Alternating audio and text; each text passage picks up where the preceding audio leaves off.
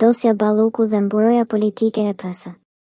Nën titull, Belinda Balluku është e panderur për shkelje të barazisë në tendera në lidhje me prokurimin e tunelit të Llogaras. Ndërkohë që procedurat penale vijojnë, Partia Socialiste zgjodhi të mos distancohet politikisht, por ta mbyll debatin me shumicë në kuvend, duke e kthyer institucionin që duhet të garantojë llogaridhënie në një mekanizëm bllokimi. Tiranë, kur një dosje penale ndeshet me kartonin e shumicës. Çështja që përfshin Belinda Ballukun nuk është më thjesht pjesë e polemikës politike të ditës.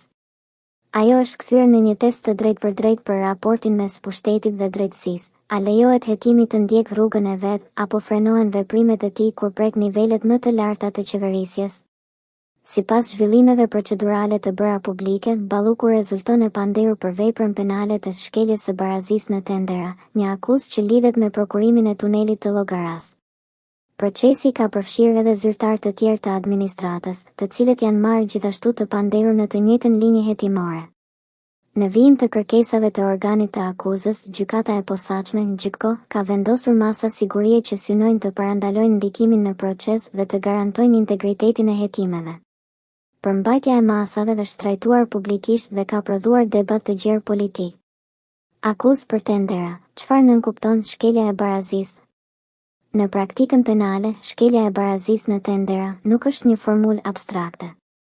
Ajo lidhet me dyshime se procedura e prokurimit mund të jetë orientuar apo shtrembëruar në dëm të konkurrencës, duke krijuar avantazh të padrejtë për operator të caktuar ose duke cenuar parimin e trajtimit të barabartë të pjesëmarrësve.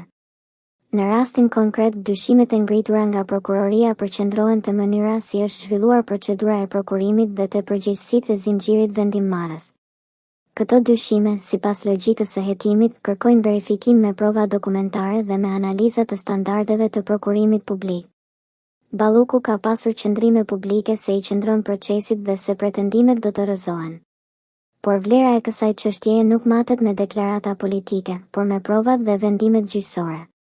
Kuvendi si filtr, vendimi që e ktheu politikën në pengesë. Pika më e diskutueshme e kësaj historie nuk lidhet vetëm me akuzën, por me mënyrën si politika reagoi ndaj saj.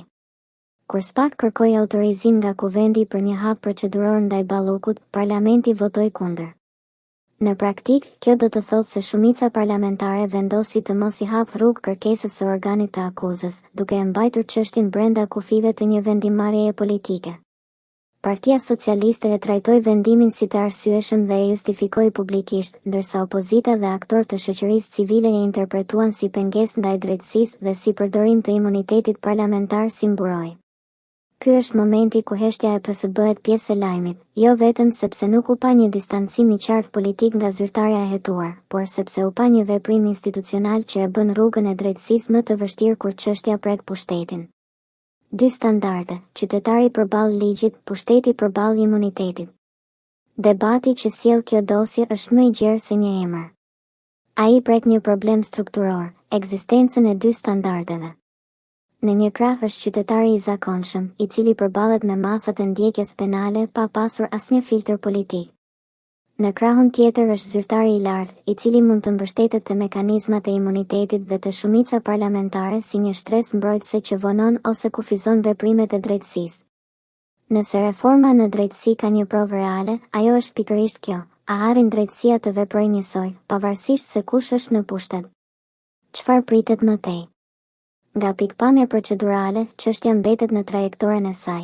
Hetimi dhe procesi do të ecin mbi bazën e provave, ndërsa vendimet e gjykatave do të përcaktojnë përgjegjësitë ose pafajësinë.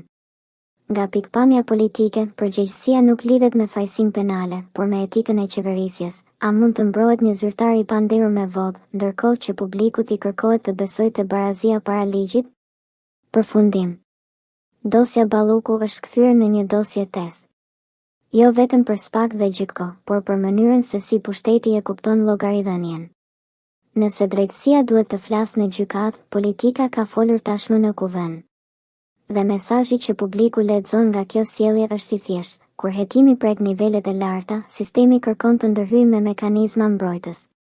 A do të mbetet ky rast një përplasje e radhës, apo do të shënojë një kthes reale drejt barazisë para ligjit? Kjo do të varet nga provat, vendimet dhe mbi të gjitha, nga fakti nëse institucionet do të lejojnë që drejtësia të mos matet me shumicë.